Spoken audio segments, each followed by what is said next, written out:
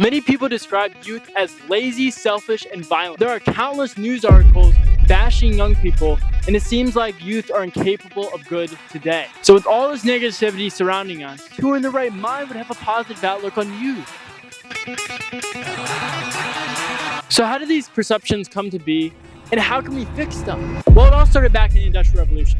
Now, in these times, youth were seen as many adults, expected to work and contribute to the family's livelihood from a young age. But as society progressed, especially during the Industrial Revolution, things started to change. Child labor became a huge issue, with kids as young as 5 or 6 being put to work in factories and mines. This led to concerns about their well-being and moral issues with child labor. Then came urbanization.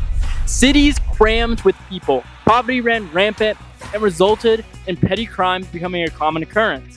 A good job was rare, and most people didn't get a good education. This fueled the stereotype as young people began to commit crimes and continually be trouble. Without an outlet for youth to admit their aggression with rapidly changing social norms, juvenile delinquency skyrocketed. The Chicago Press summed up juvenile delinquency perfectly in an article published in 1942 with a powerful quote. The common basic factor is social disorganization, or the absence of community effort to cope with these conditions. Without strong communities to fall back on, youth were pushed into bad situations. So what does it all have to do with today? Well, all this tension created a generational conflict that we are living through today. Older people look at youth as trouble because of the conflict created during this time, and us versus them. Perception lingers. Oh, those youth spending all day on that TikTok. But to help youth in our communities, we need to work together. How? Through service. By making an impact in our community, we can change the perceptions about youth. This is the Youth Volunteer Corps' mission.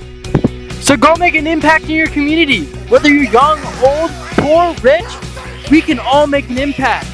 Ultimately, it's our responsibility to change the perception of youth. So go serve. Go!